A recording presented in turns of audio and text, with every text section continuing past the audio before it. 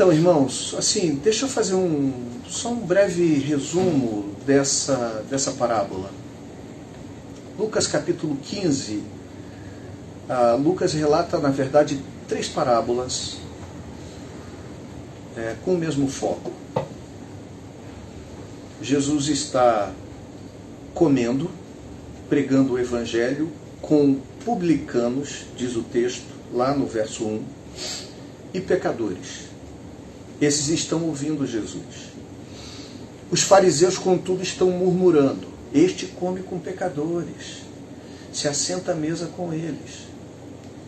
E aí Jesus, sabendo disso, propõe contar 3 parábolas que você conhece. Uma delas é a parábola da ovelha perdida, onde certo homem, certo pastor, que tinha 100 ovelhas, perde uma, vai atrás de uma, a encontrando, põe-na sobre o seu ombro, volta para a comunidade e todos se alegram com ele, porque ele encontrou a sua ovelha que estava perdida. E todos se alegram, e Jesus conclui dizendo assim: portanto, há mais alegria no céu por um pecador que se arrepende do que por 99 justos que não necessitam de arrependimento. Ato contínuo, Jesus conta então a segunda parábola, a da dracma perdida. A moeda, o dinheiro da mulher que cai dentro da casa e ela precisa procurar diligentemente. O texto diz que acende a luz, varre a casa diligentemente, procurando a sua dracma perdida, aquele dinheiro, porque lembrem de uma coisa: tanto aquele pastor primeiro da parábola, quanto essa mulher, quanto o pai do filho pródigo com a sua casa, a ambiência é uma aldeia, é uma comunidade. Ninguém vivia sozinho. As pessoas viviam em comunidade. Dificilmente, por exemplo, na parábola da ovelha perdida, você tinha um pastor que tivesse 100 ovelhas. Um rebanho de 100 ovelhas geralmente era cuidado por 3 pastores, 4 pastores às vezes, porque um dava conta de no máximo 20 e poucas ovelhas, 30 ovelhas. Significa dizer que aquela ovelha ela é importante porque ela faz parte do rebanho da comunidade. Aquela dracma da mulher é importante porque faz parte da economia daquela comunidade. Eu hoje de manhã cedo falava na igreja, e o irmão ali me corrigiu, e você sabe, né? Se você pegar uma nota, dinheiro nosso, e você rasgar, e você rasurar, e você tocar fogo nela, eu até falei, isso é crime. Ele falou, não, irmão, é contravenção. Ele riu, aí eu falei, não, doutor, fala, porque ele é advogado, né? O Wagner. Aí ele riu, eu falei, o que é, Wagner? Ele falou, não, é contravenção penal. Eu falei, beleza, então é contravenção. Contravenção penal se você rasgar o dinheiro. Por quê? Porque quando você comete um ato contra a própria economia popular. Você comete um ato contra o erário, contra o dinheiro público que é circulante, porque custa dinheiro para se produzir dinheiro. Aquela mulher que vive em comunidade, quando ela acha a sua moeda, é uma alegria para toda a comunidade, porque a moeda dela faz parte da economia daquela aldeia, daquela comunidade. E o pai, que também tem um filho dentro do contexto da comunidade. E aí, o texto diz que a mulher varre a casa diligentemente, encontrando, chama as suas amigas e se alegra. Que amigas são essas? As vizinhas. O pessoal da aldeia. São o pessoal da comunidade em que ela vive. E assim também o pai, quando dá uma festa e chama as pessoas, inclusive os seus trabalhadores, que certamente moravam naquela aldeia e que faziam parte daquela comunidade. E aí, o cerne dessas 3 parábolas é uma coisa bem objetiva e bem específica. O cerne é dizer que há alegria no céu por um pecador que se arrepende. É o que Jesus está fazendo. Ele é o bom pastor da parábola, da ovelha perdida. Ele é a mulher que varre a casa e, encontrando a sua dracma perdida, se alegra, porque é semelhante à alegria que há no reino do céu. Ele é o pai que aguarda o retorno do filho que estava perdido. Na primeira parábola, uma relação de 100 para 1. Na segunda, uma relação de 10 dracmas para uma perdida. Na terceira parábola, 2 filhos para um perdido. Se um dia a gente tiver condição de falar sobre isso, a gente vai ver que, na verdade, 2 filhos de 2 perdidos. Um perdido que sai de casa, um perdido que continua dentro de casa. Mas o ponto que eu quero destacar hoje são aspectos culturais que estão dentro da parábola do filho pródigo e que eu acho que são assim muito importantes para nós enquanto comunidade, enquanto igreja, no fato de nós percebermos como é importante a maneira como nós agimos e como nós lidamos com aqueles que pecaram, com aqueles que caíram, com aqueles que saíram, com aqueles que se perderam e que desejam voltar. Eu vou fazer isso a partir do verso 17. O verso 17 inicia dizendo: então, caindo em si. Essa é a expressão do texto que determina a mudança de todo o cenário da vida do rapaz. A primeira parte da parábola, ele pede a sua parte nos bens, o pai dá, tem todo um contexto aí interessante. O pai lhe dá a sua parte dos bens, diz que ele vende e sai com aquele dinheiro. Não nos dá muitas informações como é que isso acontece, mas coisas que ficam evidentes aqui: ele deseja a morte do pai ainda vivo, né? Porque ninguém recebe herança de pessoa viva. Ao pedir a sua herança antecipadamente, ele está, em outras palavras, dizendo para o pai que sua vida não importa mais tanto quanto os bens que ele teria de direito. Seu pai podia dizer não. Seu pai não precisava lhe dar os bens. Mas diz que o pai reparte entre eles. O que fica em casa, que é o primogênito, obrigado, ele recebe 2/3. 2 partes era para o primogênito. Isso era o direito do primogênito. Ele tinha direito a 2/3, enquanto que o outro filho tinha direito a 1/3.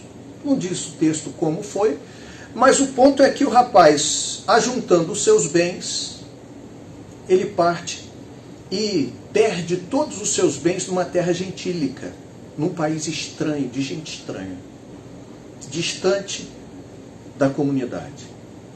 Em alguma medida você já percebe que o pecado desse rapaz não é somente contra o seu pai, mas é contra o seu pai, contra a sua família, o seu irmão, e contra a comunidade da qual ele faz parte, que também conta com parte dos bens, que conta com tanto a força de mão de obra de pessoas, quanto os bens que eles mesmos adquiriram ali. Então, só que o texto diz que depois que esse rapaz perde tudo, em dado momento, verso 17 diz assim: caindo em si. Portanto, ele diz para si mesmo: quantos trabalhadores de meu pai têm fartura de pão e eu aqui morro de fome? Cair em si, então, como eu disse, é uma realidade que muda o cenário da vida do rapaz. Cair em si é uma realidade que eu diria todos nós já experimentamos em algum momento da vida, sobre uma ou mais coisas. Todos nós em algum momento já caímos em nós, né? Já dissemos: puxa vida, a ficha caiu. Todos nós, em dado momento, tomamos consciência de algo de errado que nós estávamos fazendo ou que não era tão bom. Tomamos consciência de determinada atitude e mudamos o caminho. Cair em si pressupõe, contudo, estar fora de si anteriormente. Quando eu percebo que caí em mim, eu percebo que as atitudes que tomei anteriormente eram erradas. O caminho que eu tomei era ruim. Pressupõe que antes eu estava fora das minhas faculdades mentais, fora do bom senso, fora do juízo normal. Fulano caiu em si, até que enfim, parecia que estava sem juízo. No caso do filho, quando ele resolveu desligar-se do pai, desejando a sua morte ao pedir a sua parte na herança com seu pai ainda vivo, quando, por conta disso, sai de casa para viver uma vida louca, dissipando todos os seus bens, e quando ele decide humilhar-se ao ponto de perder a dignidade pessoal, aceitando, sendo um judeu, cuidar de porcos, um animal impuro e imundo cerimonial e culturalmente para um judeu. Seu fim, o fim desse rapaz seria trágico caso não houvesse esse momento na sua vida. Ele estava vivendo ladeira abaixo. O que pode parar um caminhão carregado sem freio desgovernado ladeira abaixo? Sua trajetória é de destruição, de uma perda total. Sua trajetória é de uma tragédia. Mas tudo começa a mudar quando o rapaz cai em si. Cair em si, portanto, é uma bênção. Ter caído em si foi uma bênção na vida do rapaz. Mas no texto em questão, cair em si consiste em implicações duras. Consiste num preço caríssimo. E para você entender isso bem, deixa eu te colocar a par de alguns aspectos aqui e contar um pouco do contexto, do pano de fundo cultural dessa parábola.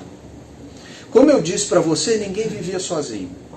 Essa casa não é a casa do pai isolada, onde ele está ali e vive sozinho com a sua família, cuidando dos seus bens. Há trabalhadores que trabalham para ele ali, que são assalariados.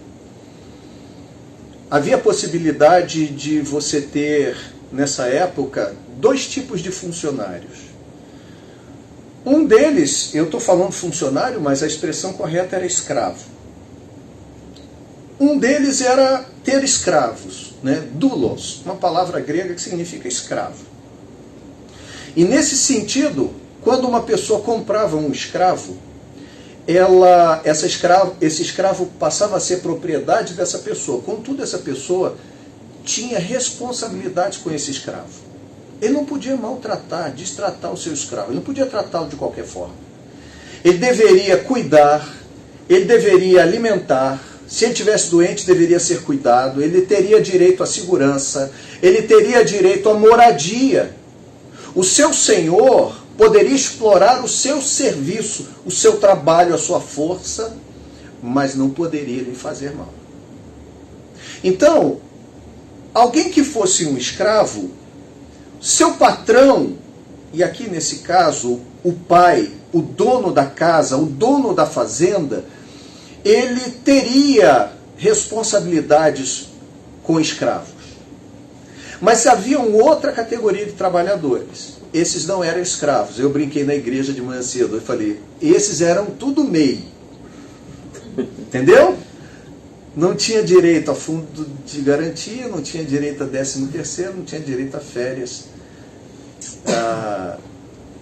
Eram microempreendedores individuais, prestadores de serviço.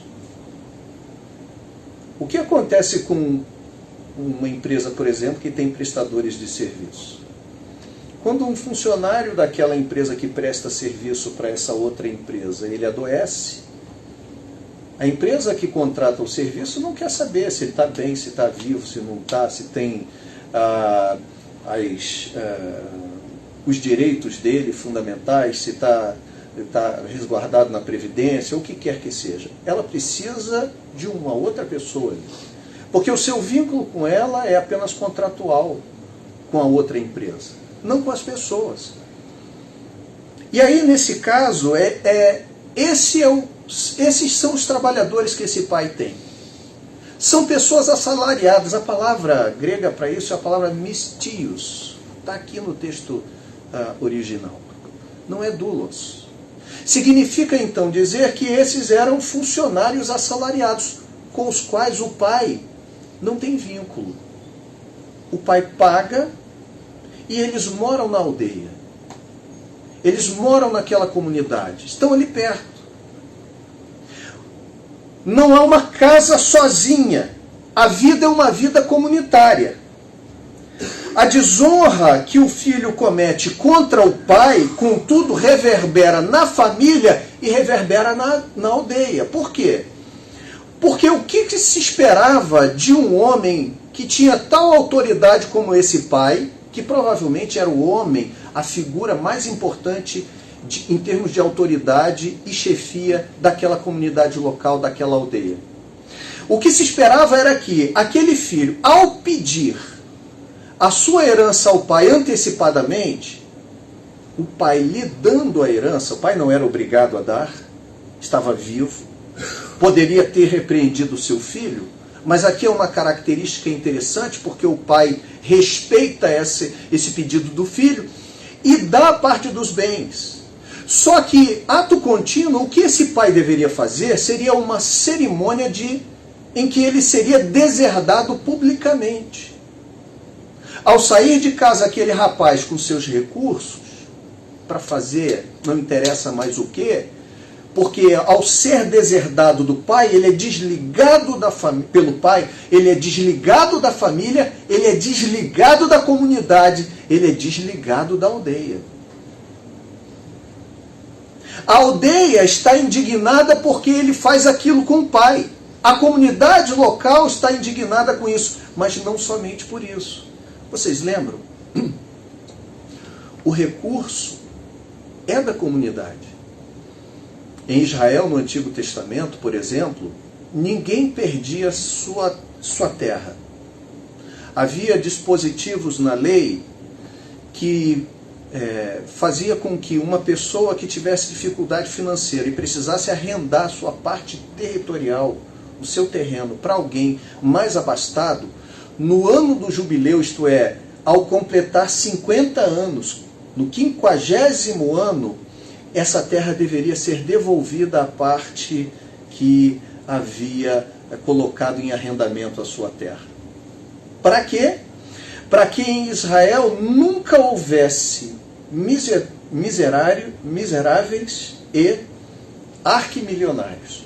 Havia ricos, havia pobres, mas Israel não poderia haver miseráveis, nem deveria haver pessoas que tivessem muito mais do que todos. Então, nesse sentido, se você tivesse uma dificuldade econômica e você precisasse, por exemplo, arrendar suas terras, eu podia pagar o arrendamento delas.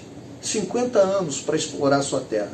Mas se depois de 50 anos você não tivesse mais dinheiro para tomar de volta a sua terra, mais ou menos como a penhora na Caixa Econômica, você receberia de volta, eu seria obrigado a dar, não poderia ficar perpetuamente com as suas terras, por quê?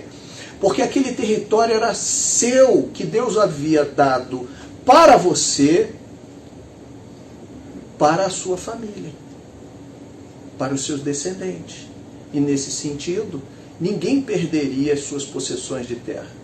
Portanto, quando esse rapaz sai da comunidade, com aquele dinheiro que pertencia à comunidade, com a parte dos bens que pertencia a ele, a seu pai, mas que faz parte do contexto da comunidade, e ele leva para uma terra estranha e perde para gentios, ele dilapida os bens daquela comunidade. Vocês veem aqui aquele programa... Gente, tem um programa da Receita Federal que passa aí no Aeroportos. Já viram Aeroportos? Que é aquele programa da Receita Federal. O cara às vezes vai sair do Brasil, não declarou que ele está saindo com um monte de dinheiro. Isso é uma evasão de divisas. O dinheiro está indo embora. É um crime contra o país. Porque se perde recurso, ele está levando aquilo ali. É o que esse rapaz faz. Então ele faz mal ao seu pai, Ele faz mal ao seu irmão, à sua relação familiar, e esse rapaz faz mal à comunidade. Por que eu estou dizendo isso? Porque a gente vai perceber que cair em si, quando o texto diz, então caindo em si, ele lembra quantos trabalhadores de meu pai têm pão com fartura e eu aqui morro de fome, e ele decide voltar. A decisão de voltar não é tão fácil quanto a decisão de sair. Porque para voltar, ele lembra do pai, mas ele ainda tem uma comunidade para encarar. Ele ainda tem que chegar naquele lugar e saber se vai haver aceitação por parte dos seus familiares, dos servos do seu pai e das pessoas que moram naquela aldeia. Essas são questões culturais. Afinal de contas, quando esse rapaz pensa, vou voltar para o meu pai e vou dizer, ele não tem ideia, ele não sabe, por exemplo, seu pai teria feito a cerimônia pública para deserdá-lo. Por isso que ele não volta, perceba que no texto ele diz assim, ele quer voltar como um dos trabalhadores, porque ele não se acha no direito, e de fato não tem, mas de pedir ao pai o status de filho, e ele também sabe que não tem o direito sequer de pedir ao pai o status de doulos, de escravo. Porque ser escravo na casa do pai seria fazer com que este pai ainda tivesse responsabilidade com ele. Portanto, ele vai pedir para ser aquela outra classe de pessoas que não tem vínculo nenhum. Porque ele ainda confia, pelo menos, na generosidade do seu pai. Ele lembra quantos trabalhadores de meu pai, eu aqui pereço de fome, e quantos trabalhadores de meu pai têm fartura de pão. Ou seja, pessoas que não têm nem vínculo empregatício com meu pai. Que são pessoas diaristas, que fazem o serviço, assalariadas, pegam o seu salário e vão embora, que meu pai não teria nem responsabilidade nenhuma com eles. Se meu pai é capaz de dar fartura de pão para essas pessoas, pensa o jovem. Ele é generoso o suficiente, talvez, para me receber, ainda que não mais como filho, ainda que não como escravo. É possível que me receba como alguém que é apenas um assalariado.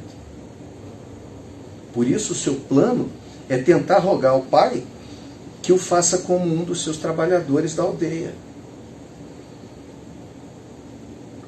Porque certamente cair em si, para aquele rapaz, era também ter a certeza de que haveria a necessidade de enfrentar a aldeia com sua zombaria por ter ofendido o pai e por ter dilapidado os bens da comunidade. Logo, irmãos, cair em si foi uma bênção, pois marca o seu retorno. Mas quando caiu em si, ele tomou consciência do seu real estado.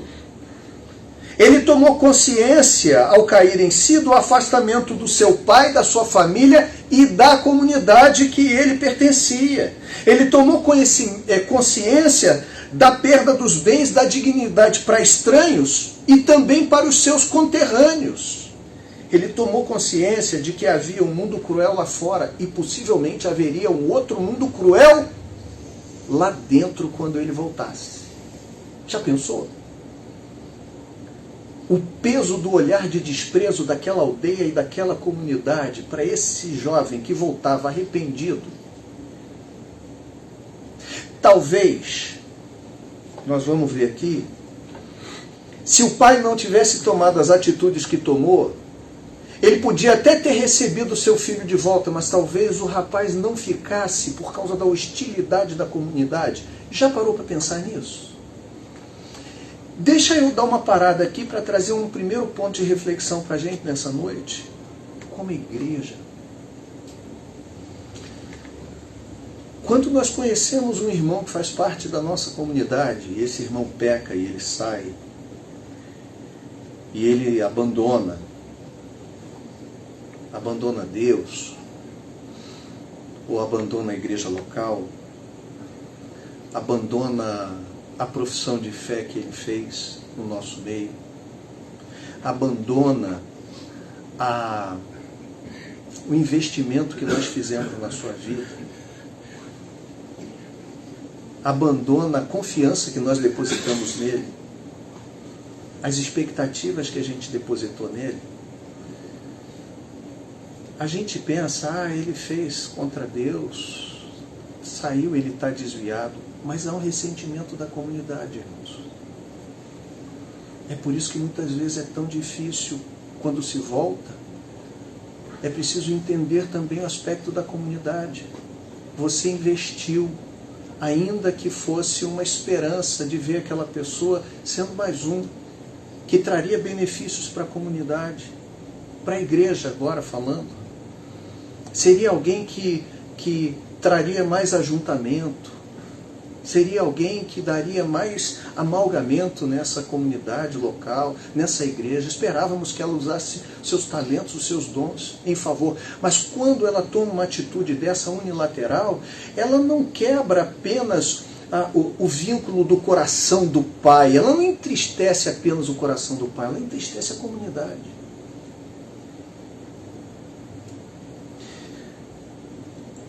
Agora, irmãos, na hora que essa pessoa volta destruída, quebrada, arrependida,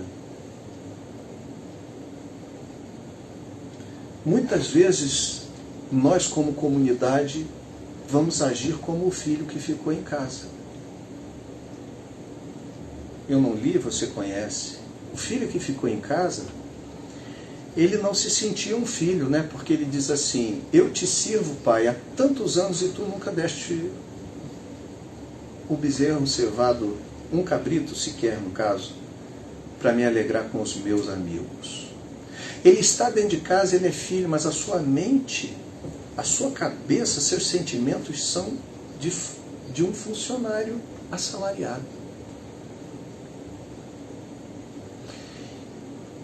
Eu estou levantando essa lebre, por quê, irmãos? Porque a igreja é lugar em que a gente recebe gente perdida. Em alguma medida, diz Isaltino Gomes Coelho Filho, ex-pastor batista falecido, ele diz que em alguma medida essa parábola tem duas aplicações. Uma, no sentido particular. No sentido particular, ela pode ser a realidade de qualquer um de nós aqui, que em algum momento da vida se perde e volta.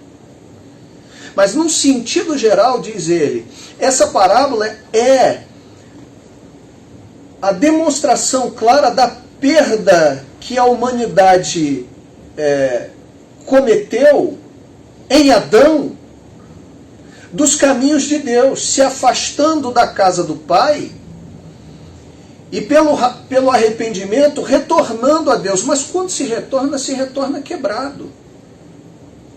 Se retorna via de regra depois de ter experimentado de tudo lá fora e não ter dado certo. E às vezes nós que ficamos, a comunidade que está e que está recebendo tanto um quanto o outro, às vezes dificulta a volta do perdido.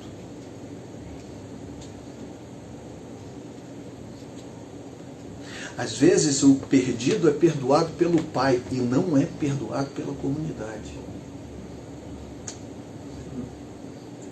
Porque o Pai perdoa, a Bíblia diz que Deus perdoa. Mas muitas vezes a gente é que não perdoa. E às vezes a pessoa que vem arrependida, quebrada, o pródigo, né? A palavra pródigo significa isso, dissipador, aquele que gastou todos os seus bens, que se perdeu, que detonou a sua vida, e que junto com isso foi alguém que a gente investiu tanto, a gente tinha tanta esperança, estava no meio da gente. E o que ele cometeu parece que feriu todos nós. E de fato, se a gente pensar em vida comunitária, talvez de fato tenha ferido. Mas perceba, são duas verdades. Uma, quem volta precisa estar disposto a enfrentar a comunidade. Cair em si implica em olhar de frente as besteiras que fez. Matar no peito, voltar e dizer, eu estou errado. É preciso haver essa consciência. Mas, por outro lado, nós, a comunidade, nós precisamos entender que aquele que sai e volta somos nós, é a nossa história também, pode ser. E a gente precisa olhar para esse perdido com o mesmo olhar que o pai tem, não que o filho que ficou em casa tem. Então, cair em si é uma bênção na vida desse rapaz, porque cair em si é a possibilidade do retorno. Mas perceba como é difícil. Porque cair em si agora implica em ter de voltar para o pai e dizer tudo isso para o pai. Faz de mim um dos seus trabalhadores. Mas voltar para morar na aldeia como um trabalhador, será que será aceito? Talvez se o pai não fizesse o que fez, e o que ele fez, é que eu vou falar aqui, esse filho não teria ficado em casa. Não teria ficado ali naquele lugar. Mas o que esse pai faz? E eu quero compartilhar com você. Esse pai surpreende seu filho em 3 aspectos. Marca aí. Primeiro, o aspecto do abraço do perdão. Segundo, o aspecto do beijo da aceitação. Terceiro, o aspecto da alegria da restauração. Em primeiro lugar, o filho se surpreende. Lembra, o filho, ele sabe de uma coisa. O pai é generoso. Tem fartura de pão em casa e o pai trata funcionários que ele não devia ter nenhum tipo de vínculo. Ele trata bem. Essa é a única certeza que esse rapaz tem. Mas ao voltar para casa ele não sabe. Meu pai me deserdou ou não? Ele vai me aceitar ou não? E ele pode inclusive dizer, não quero você aqui nem como trabalhador. Mas o rapaz está disposto a enfrentar, porque caiu em si. Ele percebe que tem um preço nesse caiu em si, porque ele pode até não ter como pagar esse preço mais, mas ele sabe que precisa encará-lo. Vocês lembram? Tinha um filme, né? De vez em quando passa ainda. Diz assim, eu sei o que você fez no verão passado. Vocês lembram disso? 1, 2, 3, 4, 5, já está na parte 45. Parece aquilo, né? Não dá para o rapaz voltar como se nada tivesse acontecido. O pessoal sabe o que ele fez no verão passado. Ele precisa encarar isso. O que ele não sabe, contudo, é em que pé está essa situação com seu pai. E ao voltar ele tem essas 3 surpresas. A primeira delas, como eu disse, o beijo, o abraço do perdão, né? O abraço do perdão. Olha o que diz o verso de número 20. Levantando-se foi para seu pai. Vinha ele ainda longe quando seu pai o avistou e, compadecido dele, correndo, o abraçou. Sabe, todas as vezes que eu lia esse texto, e eu tenho lido sobre ele bastante, em muitos comentários, então eu tinha uma visão assim muito simples e muito atual do que seria esse momento. Simples. O rapaz se perdeu, foi embora. O pai não sabe que... Isso é evidente. O pai não sabe que dia ele volta. O pai não sabe sequer se ele volta.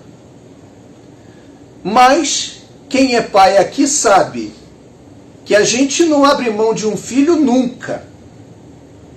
Então, esse pai tem uma expectativa.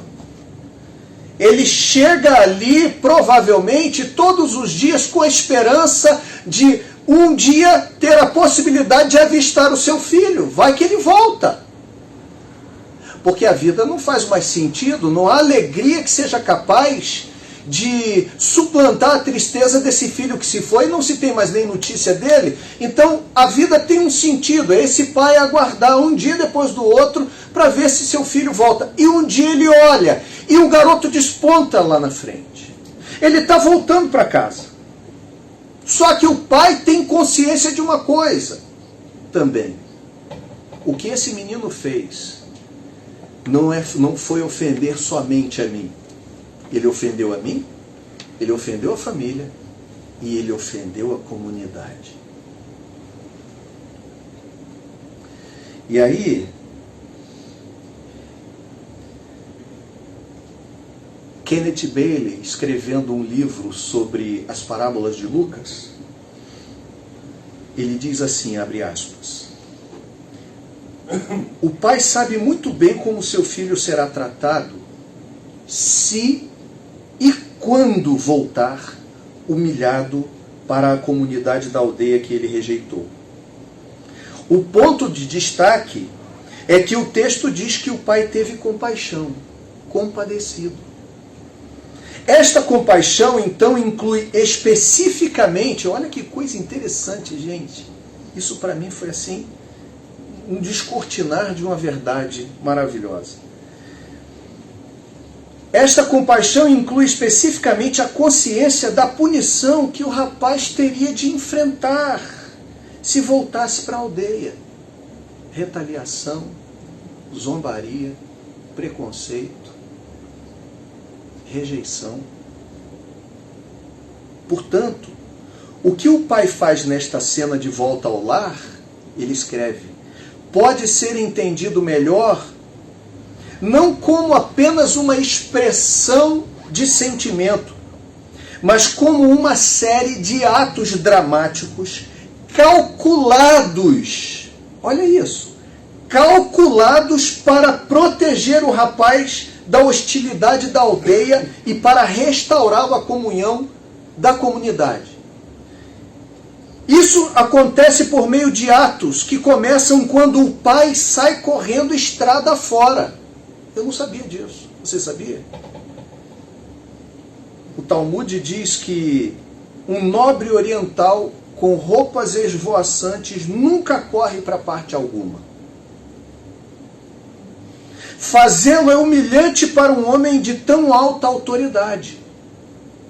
Então, quando o pai, presta atenção, quando o pai vê de longe o garoto lá, que ainda não chegou na aldeia, estou chamando ele de garoto, porque para pai, um filho nunca deixa de ser um garoto. Quando o pai olha de longe aquele rapaz que está vindo, que é seu filho, e ele, como autoridade máxima naquela aldeia, naquela comunidade, ele sai correndo e as suas vestes balançando, ele está se humilhando, porque um homem naquela posição não faria isso por ninguém. Então o pai sofre essa punição por ele ao correr através da aldeia, assumindo uma postura humilhante enquanto o faz. Olha só, fazendo assim com que a reconciliação se torne pública, ainda na entrada da aldeia, debaixo da sua proteção. Todas as vezes que eu lia esse texto, eu pensava muito com a mente imediatista que a gente tem. O pai está cheio de saudade. Primeira coisa que o pai vê é o filho. Então o pai sai correndo para dar um abraço apertado no filho. É isso? É, mas é só isso? Não. Por quê? Porque culturalmente o que esse pai deveria fazer é, o filho tomou a iniciativa de sair. É o filho que tem que voltar. O pai tomar a iniciativa de correr na direção do filho, dada a sua alta posição cultural e social, é uma humilhação, é uma auto-humilhação. Quem tem que chegar aqui é o filho. O pai deveria ter ficado em casa, ainda que soubesse que o filho está ali, ainda que tivesse muita saudade, ele tinha que ficar aguardando o seu filho vir até ele, para que ele mantivesse a sua posição de autoridade. Mas quando o pai toma a iniciativa, o pai cria um ato de auto-humilhação, chama a atenção para si. Em outras palavras, está dizendo para as pessoas daquela comunidade o valor que aquele garoto tem para ele. Em que ele está disposto, inclusive, a passar por cima das convenções sociais para trazer aquele menino de volta. Isso deve dar um frio na alma de quem está naquela aldeia. Porque olhar para isso é ver o homem que é símbolo da autoridade daquele lugar, tomando uma posição da qual dificilmente eu terei coragem de tomar uma posição diferente. E vou ter que trabalhar muito bem os meus sentimentos, porque se aquele homem aceitou seu filho de volta, como é que eu, que estou sentado nessas fileiras de cadeiras, não vou aceitar?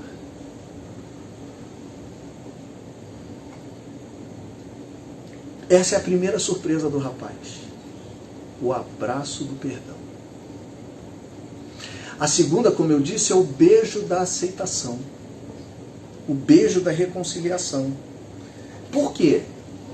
Olha os elementos culturais dessa parábola, gente. Não bastasse isso, o beijo no rosto dado pelo pai também é um sinal de reconciliação e perdão. Sabe por quê? Porque o certo seria que ele aguardasse o filho chegar e, ao chegar, o filho fizesse o quê? Beijasse a sua mão ou os seus pés, num símbolo de auto-humilhação e subordinação ao pai. Eu fiz a besteira. Ele está voltando. E agora ele beija a mão de um senhor, ou os pés desse senhor. Era isso que o pai podia requerer do filho. O filho não sabe que tipo de surpresa ele vai ter. O que ele espera, provavelmente, é que seu pai se ponha como Senhor. Mas ele tem um pai que de cara corre ao seu encontro. Já é um primeiro impacto. O segundo é que, ao invés dele tomar a iniciativa para beijar sua mão, os seus pés, o pai imediatamente beija o filho. E aqui a expressão dá a ideia, não daquele beijo que você dá assim, oi, tudo bem? Um beijo num lado, outro do outro. Mas eu falei hoje de manhã até lá na igreja, aquele beijo que eu dou no meu neto, Luiz Felipe. Que o pessoal pergunta e diz assim, meu Deus, esse menino está com alergia, está com alguma coisa. Por quê? Nada, saiu apenas de uma sessão de beijo comigo. É quando a minha barba roça naquele pescocinho dele, de 9 anos de idade, tadinho, muito fininho ainda, eu vou beijando ele, beijo a cabeça, beijo o olho, beijo o rosto, beijo os braços, beijo ele, porque é a loucura da minha vida. É esse beijo que o pai dá no filho que impede que o filho dê o beijo na sua mão e o beijo nos seus pés. E assim, olha, em vez de experimentar a hostilidade implacável que merece e prevê, o rapaz testemunha uma demonstração visível e inesperada de amor em auto-humilhação, que são os atos do seu pai. Quais as surpresas? Ele tem uma certeza. Ao voltar para casa, eu tenho uma única certeza. Meu pai é generoso com gente com quem ele não tem nem vínculo. Essa é a única coisa que eu posso ter certeza. Mas eu não tenho certeza de mais nada. Mas ao voltar ele se surpreende. Primeiro, porque o pai, numa série de atos dramáticos calculados, pelo amor que tem ao filho, já está preservando. Irmãos, o pai está dando as costas para as chicotadas que a comunidade dará no seu filho.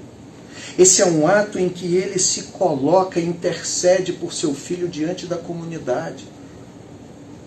É ele se auto-humilhando no lugar do menino. É ele dando a sua vida para ser afligida no lugar do filho, que talvez nem suportasse a aflição daquela comunidade. Nesta demonstração pública e visível de total aceitação e amor inesperado, o pai procura o seu filho tão ansiosamente quanto o pastor e a mulher procuravam pelo que haviam perdido. E a lição aqui, segundo Craig Blomberg, é que o arrependimento é sempre possível para aqueles que querem voltar para Deus. Deus está procurando atrair, chamando para casa, assegurando, a porta está sempre aberta. O perdão sempre é possível. Nas Escrituras, o único pecado que é imperdoável é o pecado de ser incrédulo, cometido por aqueles que não querem se arrepender de forma nenhuma e serem salvos, e que nunca mudam a sua maneira de pensar. Para aqueles que mudam, Deus está pronto para correr e abraçar, dando as boas-vindas. E por fim, a terceira surpresa que esse rapaz tem é a surpresa da alegria da restauração. A primeira, o abraço do perdão. A segunda, o beijo da reconciliação. A terceira, a alegria da restauração. O filho, você lembra, né? O verso 21 diz assim: e o filho diz: Pai, pequei contra o céu e perante ti, já não sou digno de ser chamado teu filho. O pai interrompe o filho. Ele não consegue falar a segunda parte daquilo que ele havia preparado, o discurso de retorno que ele havia preparado. Faz de mim como um dos teus trabalhadores. O pai não quer ouvir essa história. O pai não quer saber de nada, porque o seu desejo é restaurar o seu filho. Então o que ele faz? O pai, porém, diz a seus servos: trazei depressa o quê? A melhor roupa, vestiu, ponde-lhe um anel no dedo, sandálias nos pés, trazei também o bezerro, o novilho cevado, comamos e regozijemo-nos, porque este meu filho estava morto e reviveu, estava perdido e foi achado. Aqui então, a gente também vai destacar mais alguns aspectos. Quais são? Quando o pai diz, perceba, o que me chamou mais atenção ao estudar mais essa parábola, não sei se para você isso aí é lugar comum, se você sempre soube, mas eu tenho lido bastante material sobre isso e esses aspectos culturais dessa parábola têm me deixado fascinado. Porque o que a gente tem aqui, irmãos, é um pai servindo de escudo para seu filho. É um pai cobrindo as transgressões do seu filho. Não é um pai anuindo, sendo condescendente com o pecado dele. Mas é um pai entendendo que uma vez que o filho chegou àquelas condições, está voltando humilhado. Só tem uma coisa a ser feita, é recebê-lo e restaurá-lo. Porque senão estará perdido para sempre. E detalhe, se depender do seu irmão, e talvez se depender da comunidade, esse rapaz vai estar perdido. Por isso o pai precisa ser o seu escudo, o pai precisa ser o exemplo para os demais da atitude que deve ser seguida. E aí, então, isso continua agora, quando ele diz assim, trazei a melhor roupa e vesti. Eu pergunto a você, pensa comigo aqui. É uma comunidade, é uma aldeia, uma comunidade local. Dessas, há uma casa, o senhor da fazenda, o pai. A pessoa que tem mais recursos, mais abastada e que tem maior autoridade naquele lugar. Qual era a melhor roupa? De qual melhor roupa o pai está falando para os seus servos? Quem poderia ter a melhor roupa naquela localidade? Responda. Ele mesmo. Ele mesmo. De quem é essa melhor roupa? Essa melhor roupa é dele. E qual melhor roupa? Era roupa que devia ser guardada para ocasiões importantes, para cerimônias ou ocasiões festivas. Quando o pai diz para os seus servos, tragam a melhor roupa, o pai não está dizendo, tragam aquela roupa que a gente deixou guardada para o dia que esse garoto ia voltar. Traz a roupa do irmão que dá nele. O pai está dizendo, a melhor roupa é aquela que ele possui, que apenas ele é digno de vestir. Mas ele veste o seu filho com aquela roupa. Olha que loucura. E mais, ele diz assim para os seus servos, vestiu. Com esta ordem, sem a necessidade de banhar-se. Você pensa comigo aqui, quem foi que voltou? Irmãos, olha, quem saiu foi um garoto cheiroso de chuanchu. Entendeu? Era aquele, nem sei se chuanchu já faz tanto sucesso ainda assim, né? O que mais faz sucesso hoje? Você, Leclerc, você que é um homem atualizado. Como é que é o nome? 1 million. 1 million? É? Bom. Nem conheço. Não estranho pra mim. Na minha época era propaganda de desodorante, era Très Brut de Marchand. Você lembra disso? E aí, você pensa comigo que quem saiu de casa foi o rapaz cheiroso. Eu estava brincando dizendo o seguinte, embora o cheiroso de hoje seja muito diferente da época, né? Esse rapaz cheiroso no contexto da época é um rapaz que tem cheiro de leite de vaca. Cheiro de vaca, de ovelha e de boi, que era criado na fazenda, né? Então, só que é um garoto que sai com cheiro de ovelha, de vaca e de boi e volta com cheiro de porco. Porque ele perde tudo. Ele tenta encher matar a sua fome enchendo a barriga com alfarrobas, uma espécie de vagem com umas bolotas, algo comestível, porém nada nutritivo. Eu até brinquei também lá na igreja hoje de manhã cedo. Lembra aquele chocolate que a gente comprava na barca? Quem aqui andou de barca na época que barca era um negócio de verdade? Era barca raiz. Não era isso hoje em dia, não. Hoje em dia é Nutella. Né? Hoje em dia a barca dá o quê? 200 pessoas? A minha época, a sua talvez aí também de alguns, eram 2.000 pessoas com os tripulantes. Sabe o que é isso? Você sentado naquela beirada, só tirava a perna na hora dela bater ali para não perder o joelho? Quanta gente caiu na barca daquela época? Banco de madeira. Banco de madeira, né? Então, e o que a gente ganhava, o que a gente comprava na barca naquela época? Aquele chocolatezinho. Aquele chocolatezinho que era um guarda-chuva. Quem lembra? Olha a memória afetiva da galera aí, ó, um monte de gente. Eu lembro. E aquele chocolate que você não sabia se ele era chocolate, se ele era um caramelo. Né? Porque ele era híbrido. E era um chocolate que você mordia em Niterói, no meu caso, mordia em Niterói e estava mascando ele até chegar no Rio. 23 minutos até a barca atracar do lado de lá, porque o bicho era o seguinte, tinha cor de chocolate, tinha textura de chocolate, mas era parafina pura. Parecia uma vela pintada. Depois que perdia a cor, estou falando mentira, irmão? Não é verdade? Você mordia, você podia encher a barriga com aquilo não matava a sua fome, porque aquilo era parafina pura, era barato.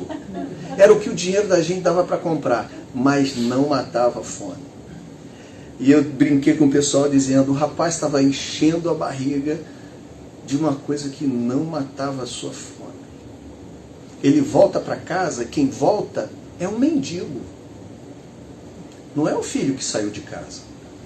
Quem volta é um pedinte, é um homem de rua, é um homem morador de rua.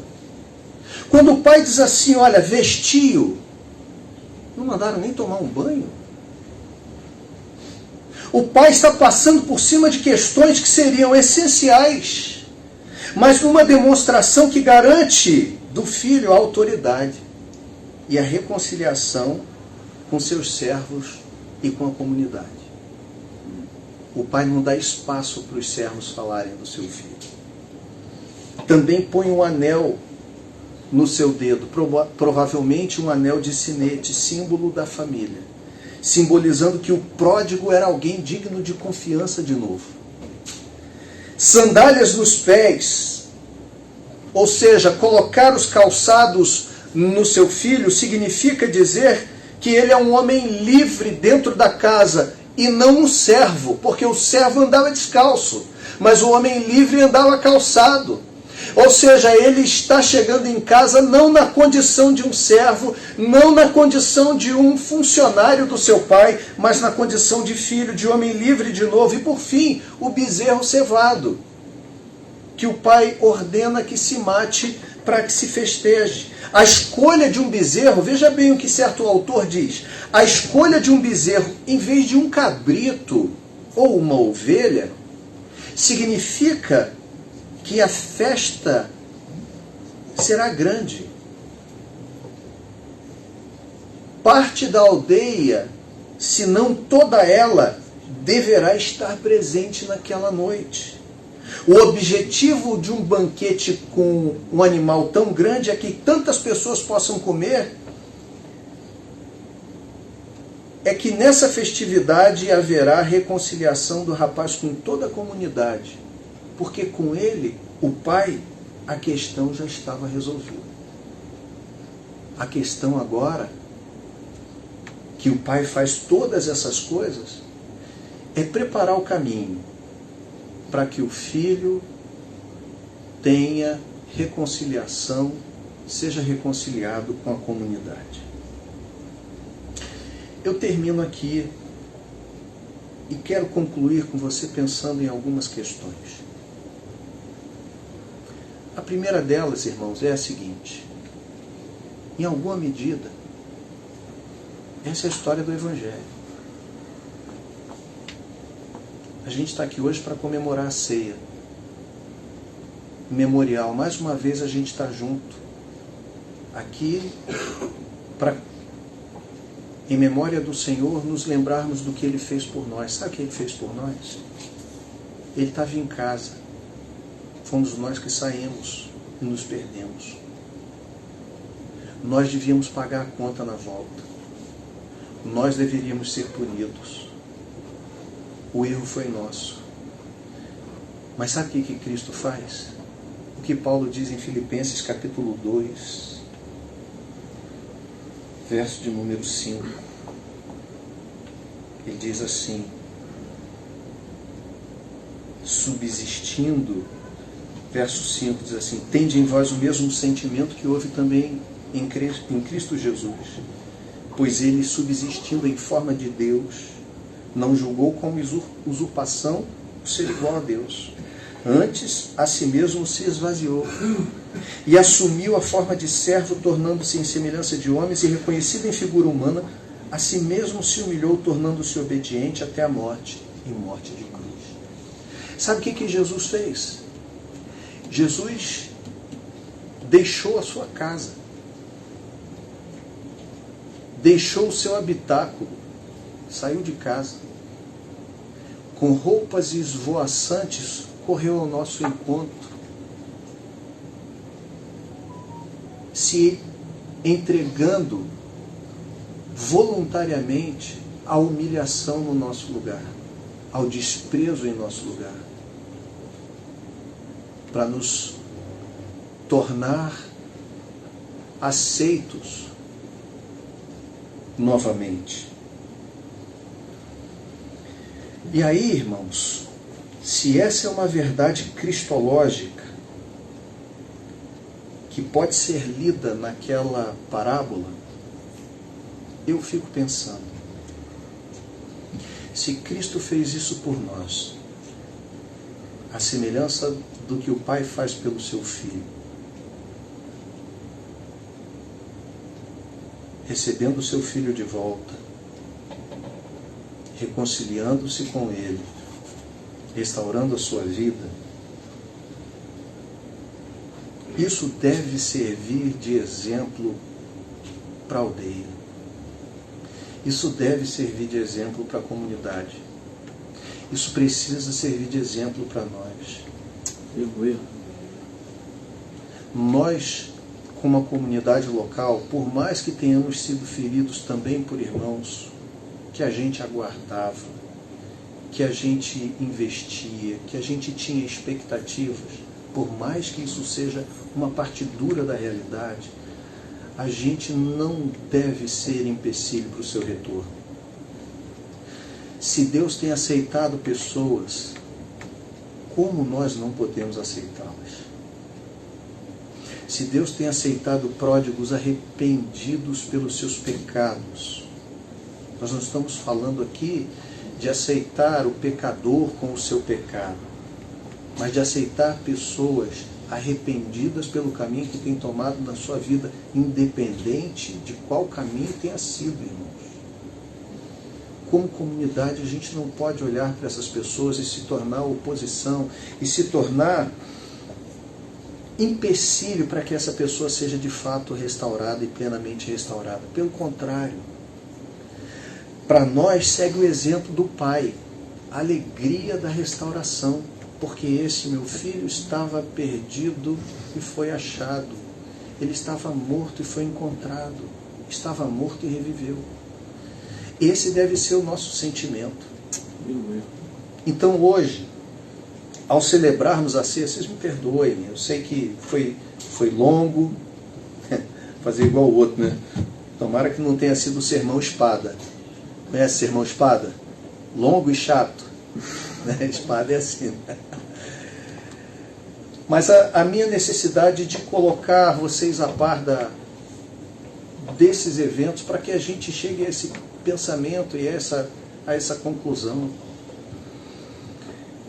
Isso aí é uma evidência do que Cristo, da obra que Cristo fez por nós. Se Cristo fez essa obra por nós, deve haver alegria da nossa parte ao recebermos o perdido. Aquele que volta. Quando às vezes a maneira como a gente olha, você sabe que eu termino aqui, uma moça que foi membro da nossa igreja me procurou, conversamos no Instagram na semana passada. Ela feriu muito a nossa comunidade há alguns anos atrás. Ela casou-se lá na nossa igreja com um rapaz que era muito querido por todos, e ela também era. Só que ela, pouco depois que casou, ela descobriu que não gostava dele. Ela já estava em dúvidas, isso ficou muito evidente. Só que a maneira como ela desfez esse casamento foi muito triste. Ela tomou atitudes assim, unilaterais, muito tristes e degradantes moralmente para o rapaz. Toda a comunidade ficou ressentida. Ela saiu da igreja, o rapaz fez a sua vida depois de anos, foi morar num outro estado, está com a vida resolvida, e ela entrou em contato comigo dizendo: olha, eu estou numa igreja assim, assim, assado, mas Deus tem falado comigo que eu preciso voltar para lá. E eu sei que não vai ser fácil. E eu disse para ela: de fato não vai ser fácil. Nunca é fácil. Você não pecou só contra ele, você pecou, em certo sentido, da comunidade, contra aquilo que todo mundo tinha de expectativa sobre vocês. E a maneira como você fez ofendeu, todo mundo se sentiu ofendido. Mas eu tenho falado com os irmãos da igreja, como falei hoje pela manhã. Porque ela disse: eu preciso voltar para lá, Deus tem coisa para tratar na minha vida lá. E eu falei: certamente. Por um lado, ao cair em si, ela percebe que depois de alguns anos ela precisa voltar e encarar as pessoas. Por outro lado, aquela comunidade precisa aprender a perdoar. Aquela comunidade precisa aprender a recebê-la e entender que aquilo ficou para trás. Não há mais o que fazer. É preciso recomeçar. Que Deus nos ajude a sermos uma igreja que se alegra com a volta do pecador verdadeiramente arrependido. Que se alegra e facilita a vida do pródigo, que chegou no fundo do poço e não tem mais para onde ir. Que a gente possa ser uma comunidade que abrace, que beije e que se alegre com a restauração daquele que estava perdido e foi achado, daquele que estava morto e reviveu.